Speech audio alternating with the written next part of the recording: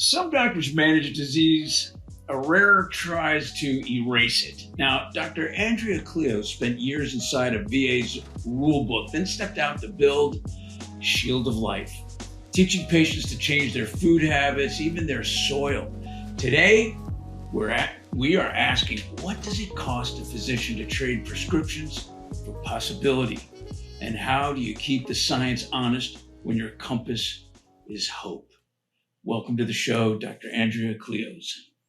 Thank you. Thank you for that very nice, warm introduction. But I did do some of this inside the VA too. Although we won't talk about the VA, but what I do outside, I did inside, except for some devices that I couldn't bring into the VA. So that is just on the cusp of all the things that we want to talk about with you. I know you've got so much information behind, but let's start with this. You talk about, I love the fact that, and we've spoken a little bit before, and it was fascinating. You talk about hope, truth, love, and faith. You know, that's in the same breath as evidence-based medicine. So that's not a casual pairing. That's unique for you. So when did science say one thing and your soul whispered something else? So I love science. I've always loved science. And when I left the university, I was director of education at UF, and I started the hospitals program for the VA, and we did a lot of changes to that new program to help save money and efficiency. And the VA said, we don't want to lose you. So I was asked to come to the Daytona Beach VA. And I said, well, I will only come if I don't have to take care of runny noses and a cold. So they agreed, and I took care of patients with heart failure, liver failure, kidney failure, pancreatic failure. I'd work with the oncology patients, but I didn't prescribe them. I'm not an oncologist. They're protocols. And at the time, we were doing large group clinics. And when the patients were coming in, and this is over 25 years or 23 years ago now, they were coming in, they were all overweight. And at the time, obesity was not a disease, nor was it an epidemic in our minds. Perhaps it was already at that time. We just didn't see it. Sometimes things hit our face before we recognize it to be a problem. And as I saw all these people coming in, I thought there's this commonality. They're all very large and they're suffering from many disease states. So that's when it hit me in the head that something is common in these very advanced disease states. And so I started looking at their eating habits, their exercise habits, their sleeping habits, their spirituality habits. It wasn't that all those things came into the picture. They just kind of kept hitting me one after another, and I started manipulating each one. One of them was that they continued to eat and drink all day long because marketing is wonderful. And we market people to take electrolytes when they're not sweating. We market people to take all sorts of drink alternatives, whether it's nut alternatives, nut milks, or, electrolytes or energy drinks or protein drinks.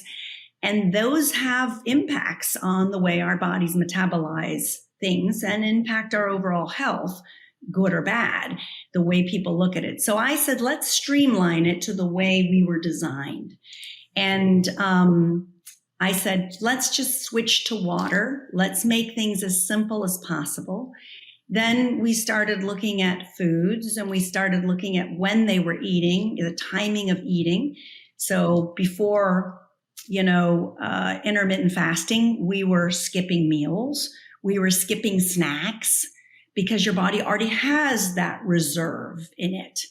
And eventually our program evolved to the point where people were coming off large amounts of insulin, to the point where they were no longer having signs of diabetes. Their hemoglobin A1Cs were lower. I can't formally say anything from a scientific method because I could never do research. This wasn't looked at from a research, but it was an observational state that I saw in my patients because this was something I did in the ones that I took care of. And then I went to the National Diabetes Association meeting, and I was in a subcommittee of endocrinologists and nutritionists. And after they had their discussions, I raised my hand and I said, can I share something that's happening? And maybe you guys can give me advice. And they said, yes, or share some knowledge. I said, I'm getting people off hundreds of units of insulin that have been diabetics 25, 30 years. And they were like, well, it's not going to last. And I really don't believe they were being ugly or arrogant or they were being fed by pharmaceutical. I just don't think you observe it. You don't know it. You don't try it. You don't believe it. There are so many possibilities, and I'll share some of the things that I've seen that have really humbled me and really pushed more my spirituality because of that. But in the end, these patients, they said it's not going to change. And I went home very sad thinking, I can't tell my patients that they're going to be back on insulin. They're going to be back on all these medications because, hyperinsulinemia is a problem. It's not the only. We teach all sorts of causes of disease, about 11 that we have in my bank of knowledge that I teach people to reverse disease. Hyperinsulinemia is one of many. And as I lower hyperinsulinemia to a normal range, not only does it impact diabetes, it impacts cardiovascular disease, gout, endovascular disease. So it could be kidney, it could be brain, vascular disease in the feet, and vascular disease in erectile function. So we have reversal of erectile function coming back in 70-year-olds, audiologic issues, visual issues, retinopathies. So vascular flow throughout the body. Then you see improvements in uric acid. You see improvements in blood sugars and diabetes. So it's like a domino effect. Once you improve one thing, other things improve. But we were doing many things at the same time. So you can't say it was just hyperinsulinemia. But as I understood, I do feel my colleagues in medicine care. I really hate when I go to alternative lectures or hear people speaking and they bash internal medicine, classical allopathic medicine, because I feel like these are people that took the oath to do no harm. And I do think in their hearts, they don't think they're doing harm. And I want to believe some of our administrators in Washington also think they're doing no harm, but it depends on who's bending their ear one way and they're not really seeing the big picture. But over the years, I've gotten people out of scooters, not just off walkers, but out of scooters, off oxygen. That was the time where I was like, oh my gosh, this is not just working. This is amazing. It's not rocket science. It's simple. People need to be committed. People need to use adjunctive care like chiropractic care to help get themselves. And sometimes that can't just be once in a while. Sometimes it needs to be ongoing. Sometimes it is more intense depending on the age and the person and what they suffer from. I have a neuroma in my foot, or I would say it's almost gone. Most of the people go to a podiatrist to have them cut out. With those sound wave devices, that piezoelectric hit that neuroma, and now my duration of running, I can improve my running without having to have any major operation. I use pulsed electromagnetic frequency outside because it helps with inflammation and healing. There's so many modalities that I think when we learn to really take the oath of, I took an oath to do no harm, that means I looked at all things or tried to extend my knowledge into all things that helped someone heal.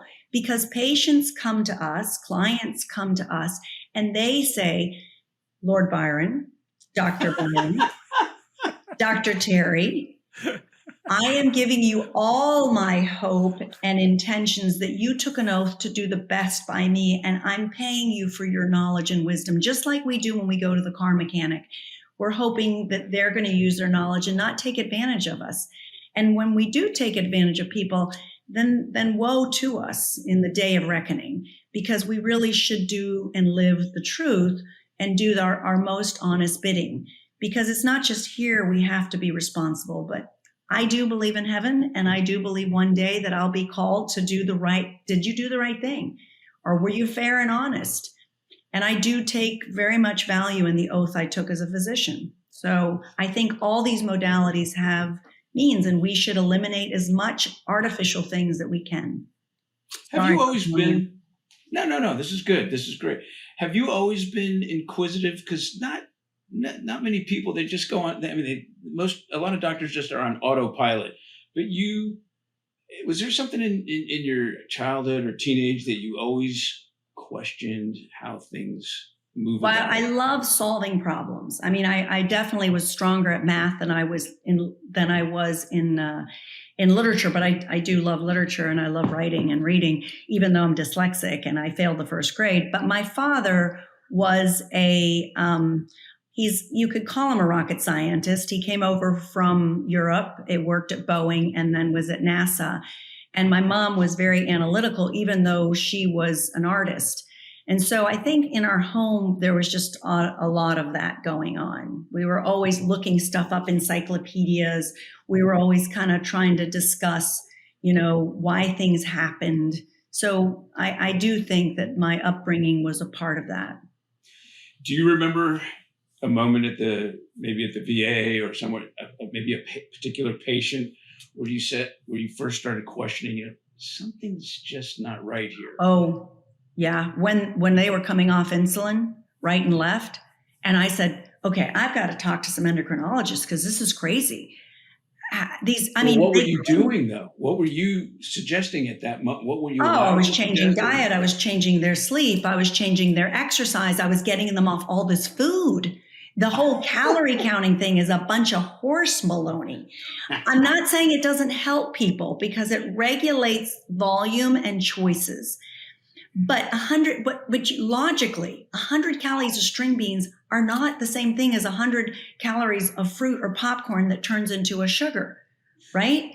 I mean, and glucose's impact on our body is very different than the string beans that decrease free radicals and decrease inflammation. So the reality is calorie counting doesn't make sense. It's not calories in, calories out for all people. To some degree, yes. I mean, but for some degree, no.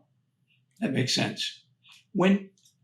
So here's an interesting dilemma that could have been posed on you. When you walked away from a system like the VA, what was the hardest part to unlearn about being a doctor inside that system and then transitioning to an area where you could just do what you want almost? Well, it's really been last week, 2 weeks ago, that I left the VA. And I love the VA and I love the patients and I loved our administration. I think their heart is in the right place. People love to bash, but they're a great, there are great things about it. It's not the VA. It's not the local hospital. My problem is with the American Medical Association and probably dates back to, Carnegie and them pushing all of the pharmaceuticals.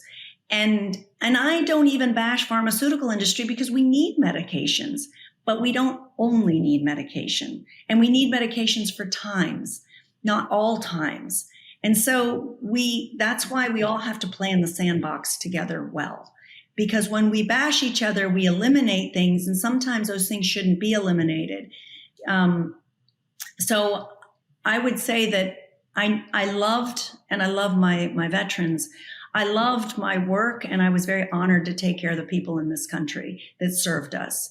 And I do think the administration, many of them have hearts of gold and really serve the veterans as I did. It's unfortunate when structure is wrong from the fact that the healthcare industry pushes and our medical industries push so much medication. And the only way in our education system is you got to go to surgery and you got to go to medication. But we are now opening up the doors to chiropractic care and, acupuncture. I mean, medicine is now finally starting to give acknowledgement to the wonderful work that you do and acupuncturists do. But I think that this is a dynamic that we all need to pull together more often and pull together our agricultural backgrounds and understanding of biodynamics of soil health and gut health and how they overlay, and making this ecosystem where if we all work together, we can make for a better place and better healing and better referrals and connections. Oh, go ahead. I'm listening to what you're saying, and what a lot of people don't know, and I want the audience to really understand, because you're talking about a lot of food and water. And here you are, an internist with this amazing background. We were talking off air about you working in Europe and all the stuff you've done. Yet what people don't realize is you're also a pretty high-end gardener, and everything in your backyard, from what I hear, is edible. And you have this garden, and what I'm hearing is your garden is more than just food; it's a philosophy, right? And you look at the space, and you're cultivating resistance, you're pruning out dysfunction, and you're simply trusting nature to find its balance by just making things a little more simple. Can you elaborate of how this garden and this look at food different mix with your science background? You know what's really cool? So very good parallel. Excellent question and very cool thing. So as I walk through my garden, people say, Andrea, how do you do all this? I don't have to do much. Why? Because when the soil is healthy, the plant is healthy, and it can fight off disease. I don't have to use pesticides. I don't have to do too much. I have to prune for spring and fall, and some other times if we have a lot of rain, we need to prune more. But it's not like there's a bunch of bugs, and there are some weeds, but there's not a lot of weeds either. When the rainy season comes, there's more rapid growth of that. So just like you and I, if we maintain our health, we don't have to use a lot of ancillary stuff because it all maintains balance. So we perfectly parallel the environment in my backyard because it's not difficult to maintain. It's not overwhelming. I did hire a specialist, the Grow Garden company, because they helped with maximizing irrigation and solar energy, because you want to maximize the growth of certain plants based on where they are planted versus the height of the sun, the duration of the sun, and the lowering. So sometimes when we invest our money, we may not go to ourselves. We may go to an investor who knows well. And it doesn't mean you have to spend a lot of money for somebody like that. But it also may not be cheap either. It may not be super expensive. But in the end, you save time and efficiency and you learn.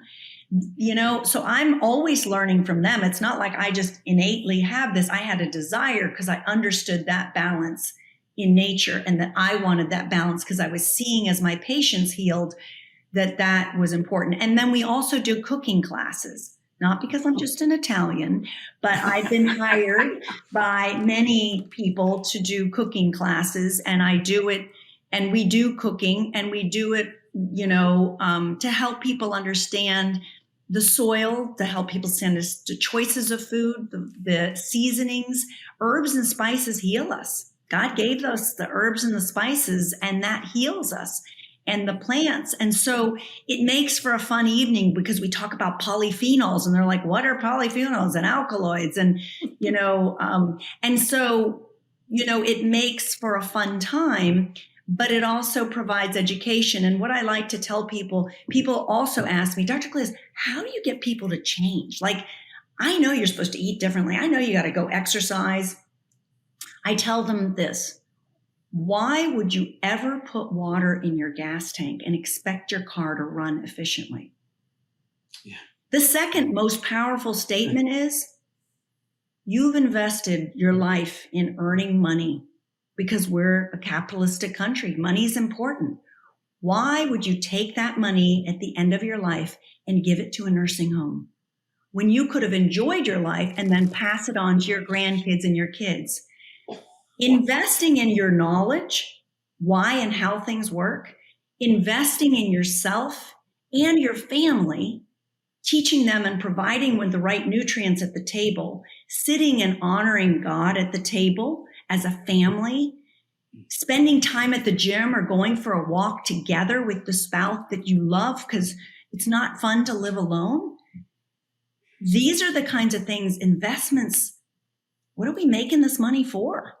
But it's the power of knowledge. It's the power of soil. It's the power of putting it all together that we heal. And then when you have patients coming off oxygen out of scooters, you're like, oh my gosh, This is crazy. It's crazy. Yeah, you keep mentioning soil. So I'm going to give you another little analogy. You bridge soil microbiomes, and we can also use the analogy that our gut is microbiomes. And so let's bridge that energy medicine with biology.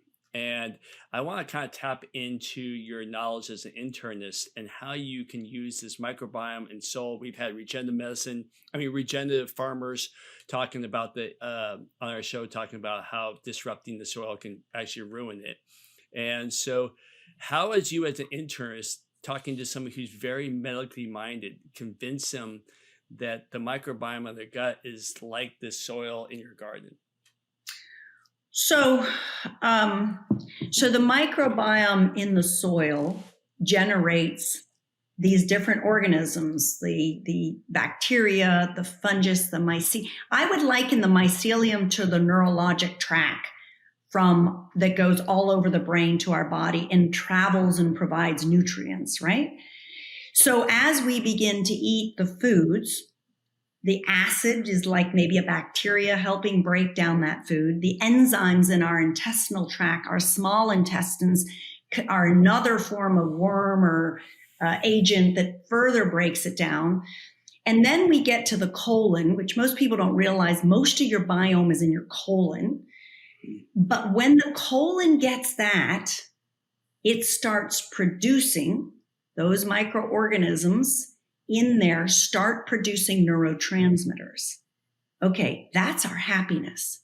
That's our motivation, our dopamine. That's our serotonin. That is our GABA, which is our yin and our yang. It's also our B and our K vitamins that then that mycelium or those neuronal pathways, which you want to say is our mycelium, then fires that to our brain and our legs and our arms.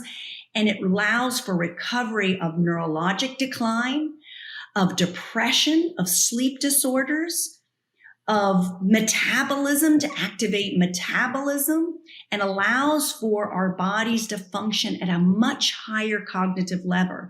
Now, let's flip it around.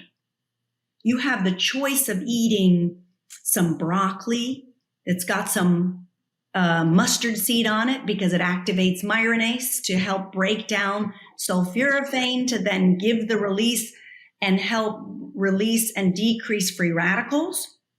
That is an inflammatory agent throughout our body, causing endovascular disruption, causing receptor disruption. So the communication between the cells are disrupted, and it takes several turnovers of cell regeneration to get that cell working again. Then there's also the issue of DNA mutations that are affected. So we need lots and constant free radical reduction to improve constant cell turnover. So it's not just eating one good meal of those vegetables or one little vegetable on a dish when we go to a restaurant, right? We need lots of those anti-inflammatory things if we're suffering from neurologic decline or inflammation because of cardiovascular disease. So it's the fat around the myocardium. If we talk about sick fat, the thickness of that myocardial fat that induces all the arrhythmias like atrial fibrillation. It's that central adiposity that actually causes the inflammation in our neurologic systems in our brain. So we have to do intermittent fasting to cut that down. But then if we calorie count, you can't go that low. But wait a minute, you can take a GLP-1 agonist and you can fast all you want. You're going to be fine. Okay. But then when they fall down because they lost a lot of muscle, then there's a problem with fasting too much and not knowing what your body composition is and where your muscles are.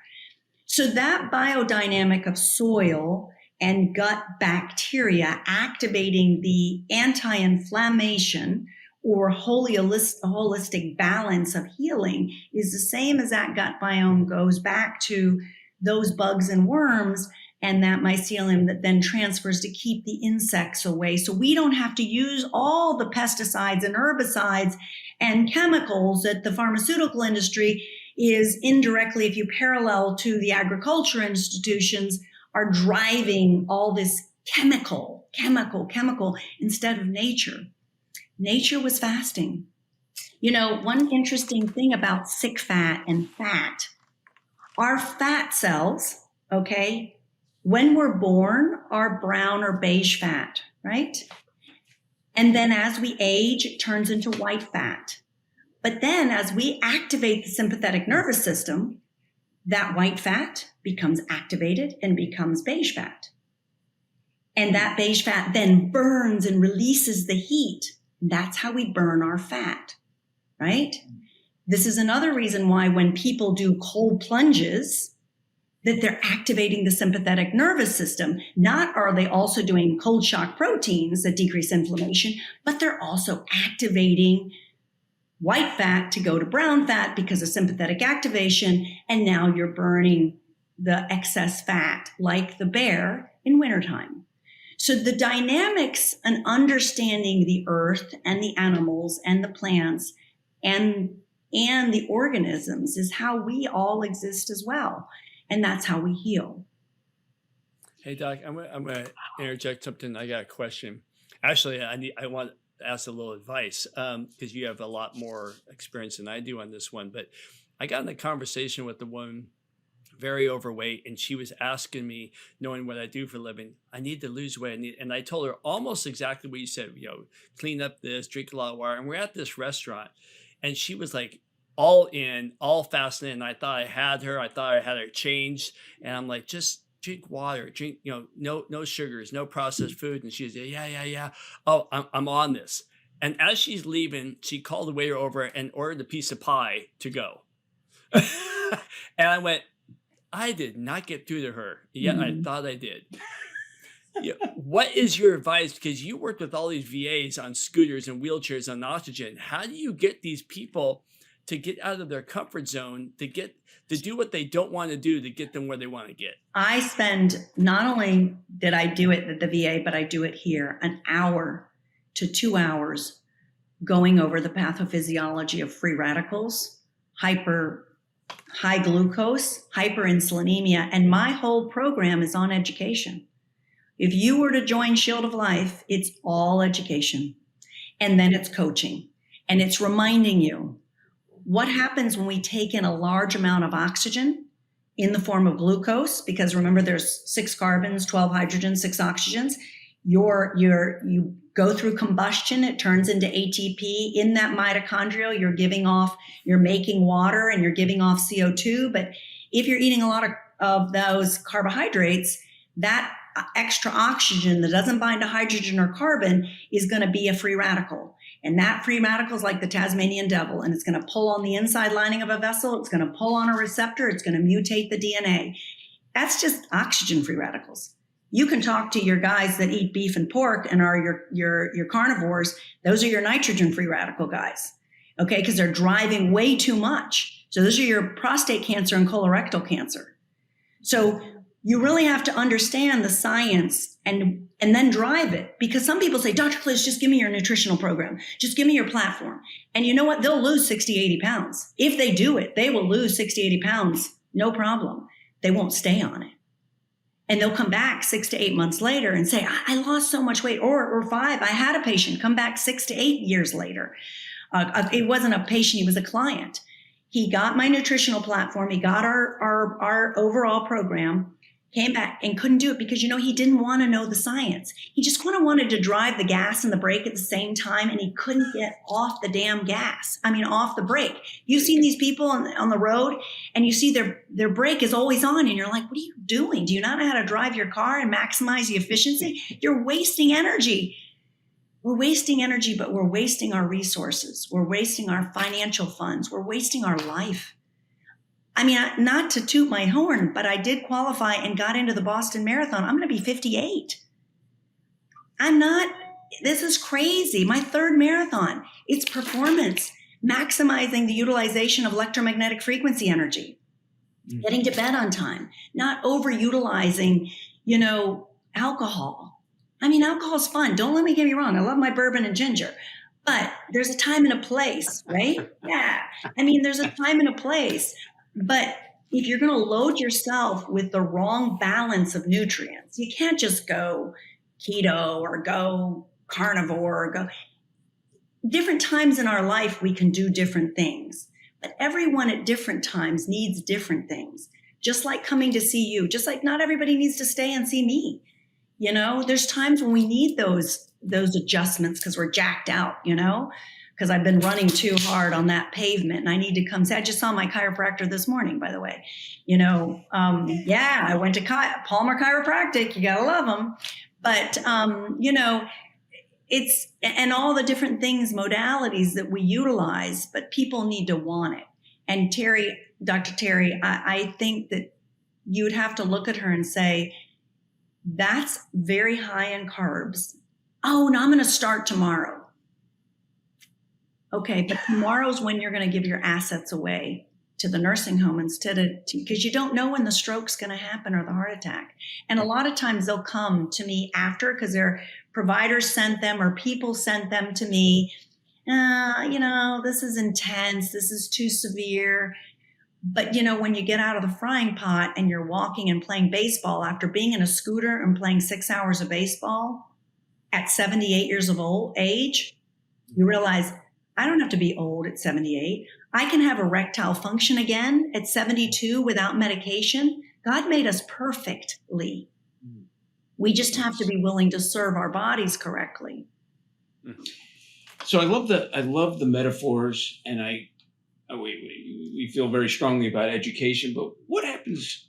Give us a scenario, or give the audience, a listening and viewing audience, a scenario of when you meet a patient that you haven't evaluated yet, and you have identified one thing. Now, education is good, but some people, they need the carrot and they need the stick. They need to be. You have to obviously understand their motivation isn't just a behavior. It's it's something that you may need to share that you're going to die if you don't do this, or you're going to live a better life if you do this. How do you handle your first introduction with a patient? Well, I said, why are you here?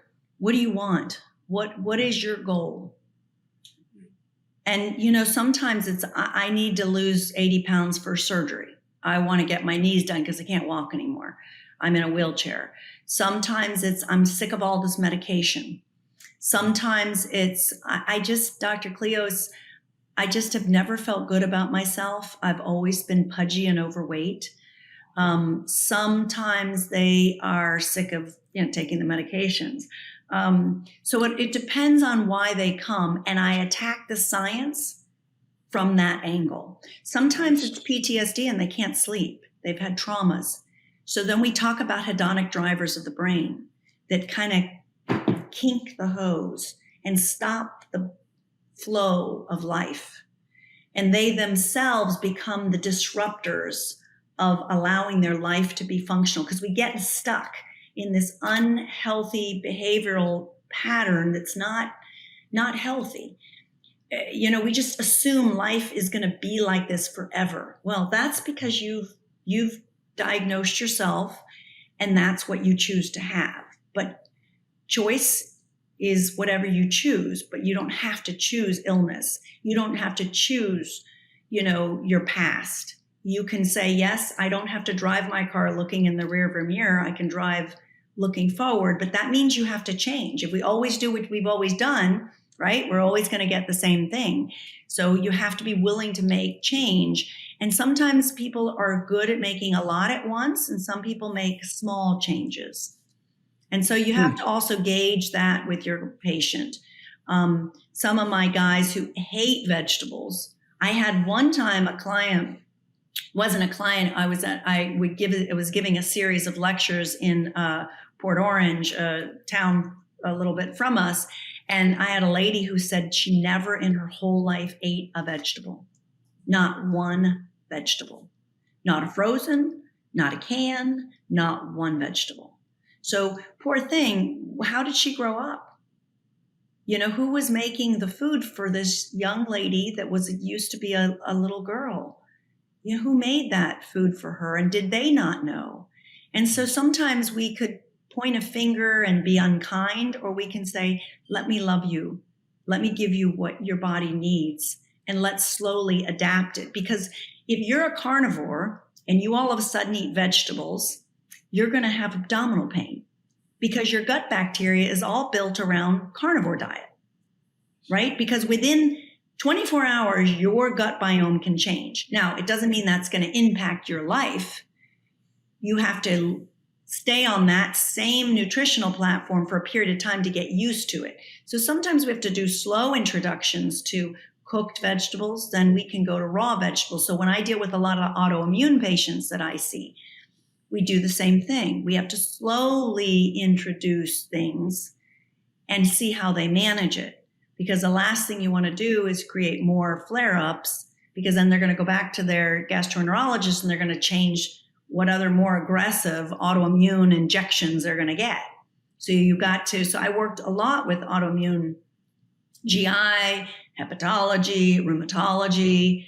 We did a lot in order to shift and gently adjust and make changes. Just because you can't eat it today doesn't mean you can't eat it tomorrow, or maybe it might be 3 months from now, but it's slow micro changes. So some people are much more hyper allergic than others. So we have to make gentle adjustments. We all are such creatures of habit. We tend to eat the same thing day after day. And do you have any comments about, people that there was always that discussion that your body develops a sensitivity to foods that you eat on a consistent basis versus having more variety. Even it was always said that you would feed your dog the same food every day of its life, and versus switching the foods around, which I think is, we've even had a veterinarian on our show talk about the benefits of changing the food. But people would say the moment you change that food, they get diarrhea and things like that. So your body responds. So in essence, you're talking about slow changes. But what about those people that eat the same thing every day? How do you transition them? Again, we just talk about the benefits. We have macronutrients for a reason. Our brain needs carbohydrates, our brain needs proteins, our brain needs fat. And within each one of those categories, there is a variety that we should select from and try to vary it as we can. And then we need the minerals and elements, which are separate from those areas. They may be within the foods we eat. And so we want to make sure we're getting that balance of macro and micronutrients that are very important to overall cognitive and physiologic health. Because we talked about free radicals, but many of those free radicals that cause us harm, to reduce them so that they're water again or a less toxic agent in our body, we need the minerals and the elements. And we get a lot of those minerals and elements from salt, from taking in, different herbs and spices from the earth.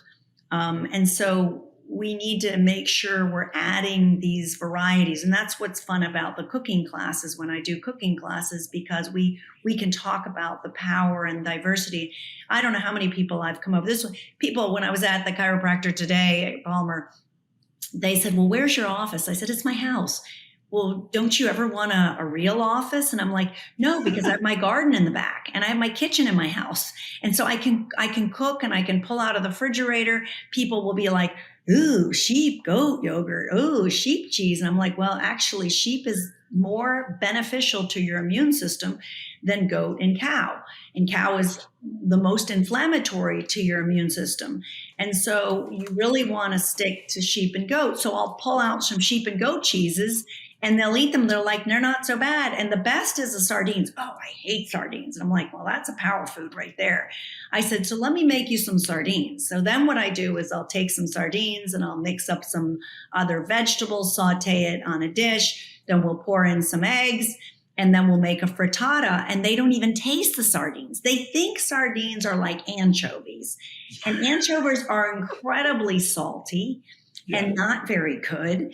But sardines are kind of like tuna. If people like tuna, they don't mind sardines.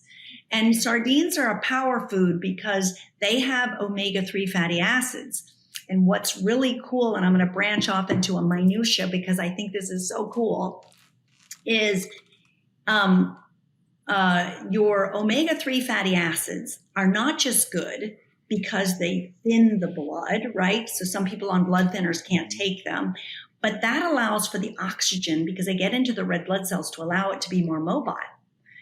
It decreases inflammation because of the fact that it actually activates pro-resolving mediators. And pro-resolving mediators, Harvard took a bunch of the pro-resolving mediators that were made from EPH and actually gave them to people with advanced Crohn's and ulcerative colitis, decreasing the inflammation of their disease. It was crazy. But we get that too when we eat these foods. We don't have to take the new pharmaceutical that's going to come out or nutraceutical that's going to come out. We can just eat sardines and fish oils or add them to our nutritional platform as opposed to buying expensive fish oils. Add your sardines periodically to your diet, and you can sprinkle it up into your into your salad. You could make sardine patties like you would do salmon patties. They might be thinner, and put some onions and garlic in there and saute that. But these are the kinds of things that we eat to enhance not only muscle performance, but enhance cognitive performance and decrease systemic inflammation. So, wow, what a bang for the buck, just like those super greens that we eat sometimes. Gosh, I got a can of sardines and it's sitting in my refrigerator for the past 6 months. I'm going to crack that baby open. Because if you're not used to eating sardines, just make sure you add some fun stuff to it because you're going to say like, oh my gosh, I know she told me to eat this, but but it's not bad. I'll eat a can of sardines on a regular basis, but I'm used to it. So if it's not something that you've done, let yourself warm up to it, just like we were talking about, introducing it. And then go to Costco and buy the sale of sardines, man. My husband goes and buys a whole collection of sardines. I can tell you one thing, Spencer. When I come visit you, I'm going to stay with her because she sounds like a better cook. I think you both should come up and come do the garden. We'll do a live show out in the garden and do some cooking. Yeah. I would love that. And I'll bring my food forest guy. I'll bring Cam. So if you ever go look on our podcasts with Cam or Instagram, he posts mostly on Instagram, but we've done lives together and he's fantastic. He's brilliant and his team is brilliant. And they're just super fun people. I mean, it doesn't get into the nitty gritty of healing disease per se, because he's really into the science of the plants, but how to build a food forest. He's a really neat, cool guy. Food forest. Yeah. Cool. So we're building a forest, just like the forest out in nature. You have plants that are little and plants that are big that take in sun and eliminate sun. But the ground is covered. You got ground covering, so you don't have to till the soil. This is what the large agricultural institutions are now looking at. Have you seen the movie Kiss the Ground or Common Ground? Yeah. David Archuleta, I think it was David. I may be getting the name wrong, but it's a phenomenal 2 series on Amazon Prime. I would love to meet those guys. One of these days, maybe we'll get to meet those guys. What was the name of it again? Kiss the Ground and Common Ground. And I would watch Common Ground first. Kiss the Ground is very detailed. It was their first documentary, but Common Ground is I think the first one you should watch. They do say that Monsanto's Bayer bought glyphosate from Monsanto's, which is true. But then they said that Bayer actually was producing a lymphoma medication. And they said in the movie, isn't it weird how lymphoma is something they caused by glyphosate? But to clarify the truth is that they were never approved because it didn't get through the rigorous steps that you have to go through for pharmaceutical approval. So they didn't get that medication approved. I mean, it's still terrible that Bayer is making glyphosate when we know that it causes so much harm. But I think it's important people understand that glyphosate is Roundup. I don't think people put the correlation together. So they still buy Roundup and spray the Roundup on their plants. And then they get exposed to that. And that increases their risk, of Parkinson's disease and all those other possible neurologic diseases that you can get when you're exposed to it on a regular basis. And, I don't know about you guys if you heard the statistics. If you live near a golf course, within 1 mile of a golf course, you got a 2-time higher risk getting Parkinson's disease. And as you move away from that golf course, the lower your risk gets. Now, that's one neurologic disorder. And they attribute some of that to the vagus nerve that tracks from your gut to your brain, right? Again, going back to the gut biome and how it disrupts the neurologic problems. And we talked about earlier how your gut bacteria make your neurotransmitters like GABA and serotonin and make dopamine, that neurotransmitter that makes us get up and go. And if you have two types of dopamine, right? You have the neurologic dopamine that's activated in the brain for motivation, but you have the systemic dopamine that regulates blood pressure. So it throws off blood pressure and renal function. And, so much harm from these pesticides. And big pharma, big agriculture feels like it's necessary. But when you watch Kiss the Ground and Common Ground, these are now regenerative farmers who are showing that if we till the soil, meaning we uproot it, we break up that mycelium, just like breaking up the neuro connection in our brain, right? You're breaking up that mycelium that after the worms and the bugs and all the nematodes actually digested all those nutrients, then it seeds the mycelium that then seeds the plants, right? And so if you break up that infrastructure, the soil isn't stable. So the soil can be blown off. And if it's blown off, what happened in the 1940s, we had the Dust Bowl because they were into tilling the soil. So now they're saying rather than till it, let's just slowly change the crops over. We do a cover crop, and then that cover crop, the roots are starting to grow, but not deep. Then we start seeding the soil with large tractors, but instead of tilling and uprooting all the mycelium, you're just making holes and depositing the seeds. And you think the cover crop would actually cause the seeds not to be able to grow, but it does allow for growth. And so you protect the soil from being blown away, but you also protect it from the heat, and you also retain the water. And that allows for the germination of the seed. And then the plants can grow more profoundly, and you're not spending money on pesticides and herbicides and fertilizers to grow those plants because of that whole ecosystem that is the same as our own ecosystem. But we as humans and we as voters, we have to make sure that we understand this so that we're supporting these regenerative farmers. So I go out into the community. We're going to do more of this now that I'm not working 3 days a week outside this job.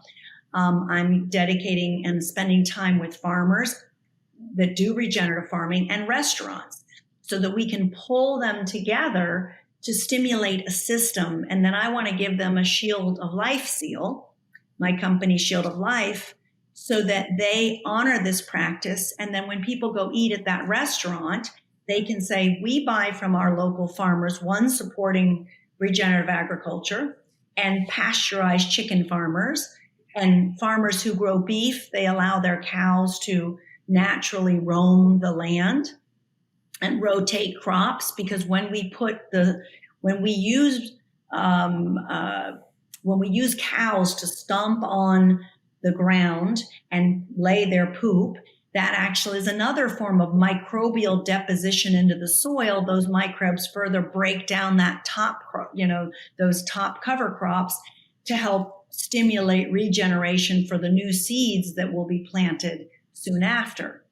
So there's this system of agriculture that we did many generations back, but because we pushed our kids into schools, into colleges, we lost trades. So some of these tradesmen that knew this way of farming were lost over time. And so we need to support a variety of things to help reestablish mankind and earth and be good, good servants of the earth that God gave us and the animals that God gave us and good servants of our own bodies.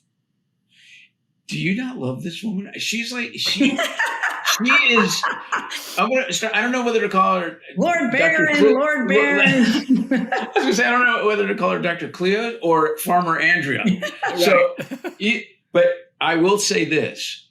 There's no question. She is following the footsteps of Dr. Casey Means, who was selected by RFK to run that area of the National Institute of Health. And you are probably the closest we have gotten to someone that talks and feels the way you do. Well, it's interesting. One of my patients brought Dr. Means's book to me, and I read it, and I said, this is one doctor that I can say she's on it. She's 100% on it. She tests correctly. She drives correctly. She's got a heart of truth. She's not frightened. She tells the truth. I mean, God bless her, and hopefully they allow her to do a lot in the position. If did she get that position? I thought she did, okay, but I don't hear a whole lot about it. I haven't heard a whole lot. Maybe she's busy. Yeah, that's why. That might be why. But I mean, we can only pray that her voice is magnified, because it's this kind of work that people need. That we need to bond with agriculture as physicians. Because when we help tell our patients this is the way to live, then it has merit. If we treat them honestly, fairly, and we love our patients. And just like you guys, I know you learn to love the clients and the people that come to you, because they become like your family and you only wish the best for them. Correct. Right? Quick question regarding, we've talked about, the global perspective of health and wellness, mentally, nutritionally, physically, spiritually as well.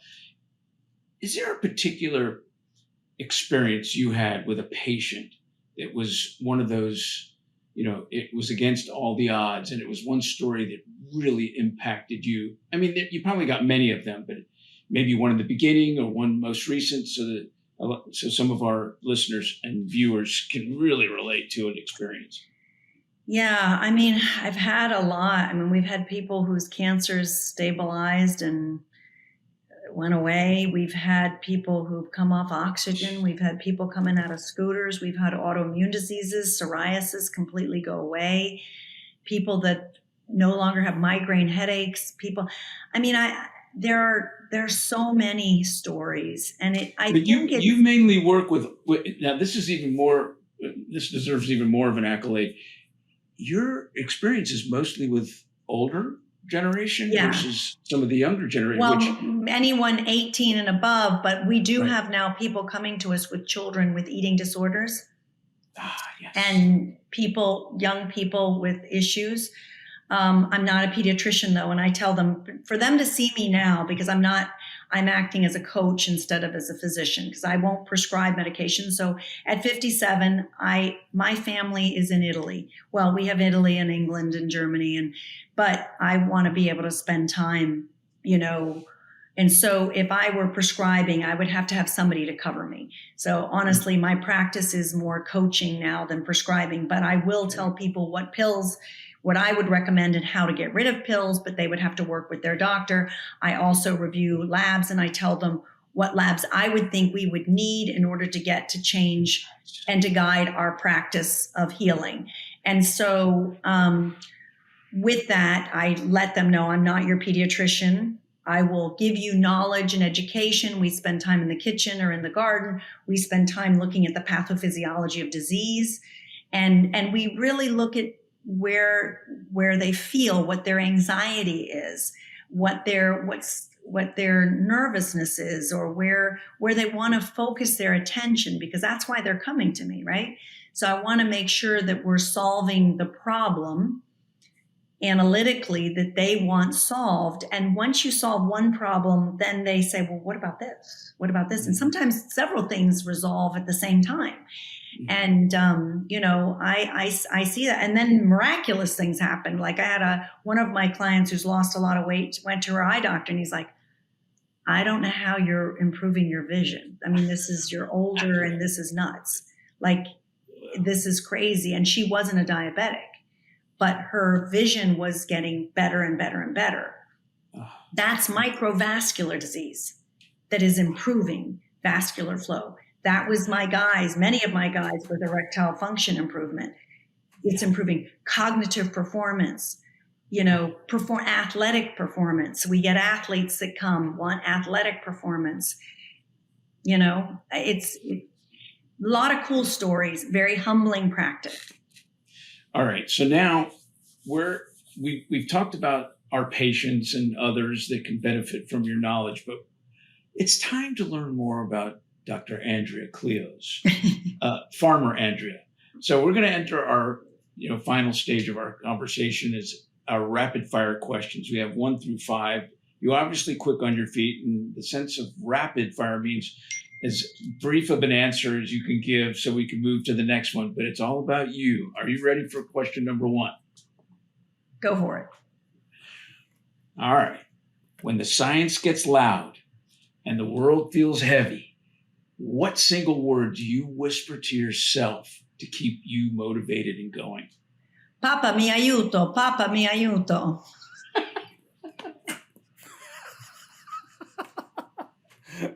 Well, that helps. Father, help me. So the Italian just came out of you. Yeah, and what would so that translate to? Father in heaven, help me. I love it. And usually I get an answer. Yes. Good. Question number 2. What moment, big or small, recently reminded you that healing is still possible?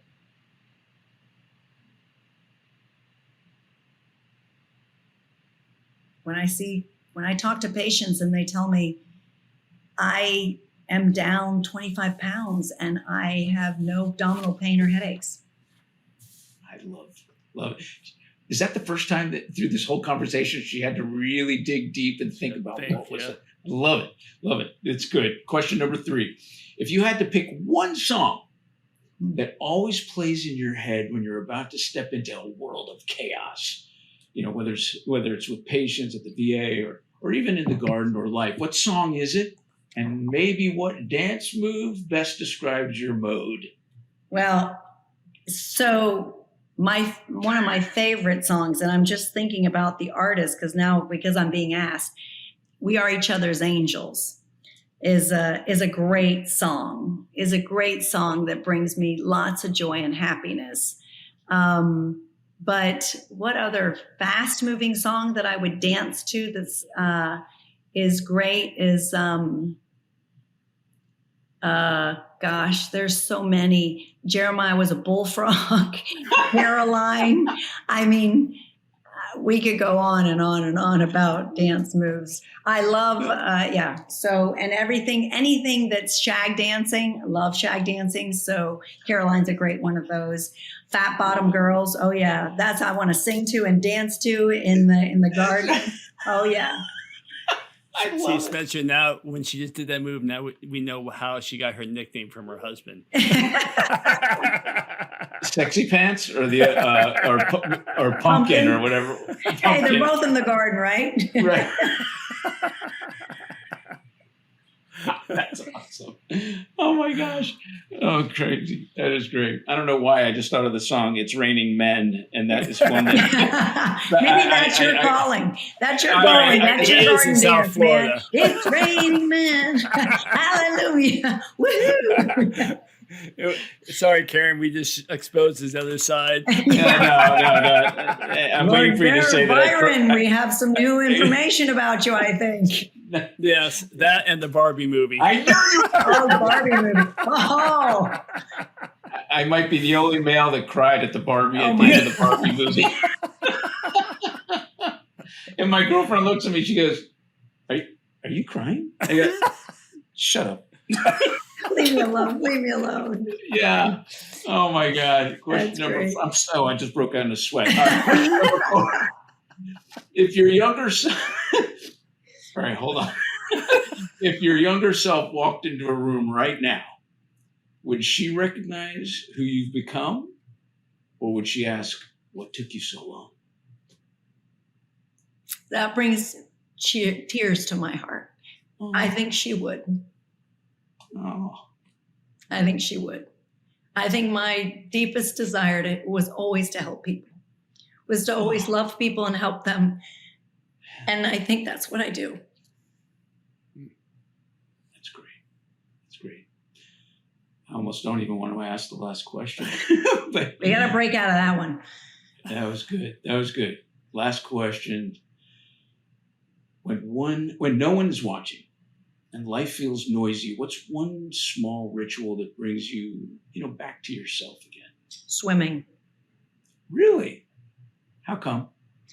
I don't know, because I'm out of this world and I'm in the water and I'm underwater and there's nobody there. It's just me and God, and it's quiet. Goosebumps. That is so good. Oh, you have been a pleasure. I'm telling you, we're at the end of the show here, and it has been nothing but spectacular. Your education is stellar in not only the sense of the medical world, but your ability to translate how you can shift your consciousness into a place of wellness. And what we stand for, Dr. Sherry and I, and why we put the show together is health based on mental, nutritional, and physical. And in your spiritual world, it's really powerful. So thank you so much for being on the show. Thank you guys. I've been honored to come and be with you. So it was a great opportunity, and good to meet you, Terry Vyman and Lord Byron. It's an honor. And I will be giving you ours. We'll get together again. I feel like we have all these aliases now. That's good. That's good. Well, thank you for your time, Doc. What an honor. Lots of love to you guys. Ciao. Thank you for listening to today's episode of the Crackin Backs Podcast. We hope you enjoyed it. Make sure you follow us on Instagram at Crackin Backs Podcast. Catch new episodes every Monday. See you next time.